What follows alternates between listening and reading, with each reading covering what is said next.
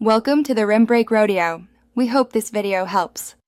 You begin by validating essentials: router power, DHCP active, and that other devices get addresses. Once done, open Android settings and go to Network and Internet, then Wi-Fi.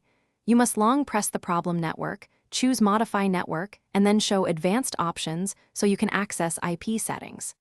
This step exposes DHCP versus static configuration choices and the IP field.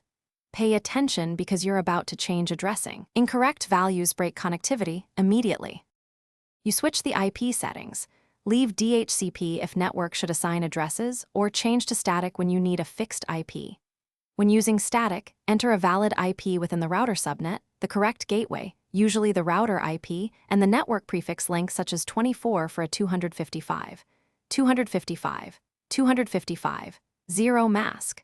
Then set DNS1 and DNS2 using reliable servers. Make sure the IP you pick is unused to prevent address conflicts and intermittent failures. You save the modified network and try reconnecting. If it still fails, forget the network and rejoin to force a fresh handshake. Make sure to reboot your phone and router because cached leases often cause issues. If problems persist, inspect the router's DHCP lease table for duplicates and change your static IP to an unused address. As a final troubleshooting tip, reset network settings on the device. This clears saved networks, but often resolves stubborn IP configuration failures. Note passwords before. Thanks for watching. Consider subscribing if we helped you.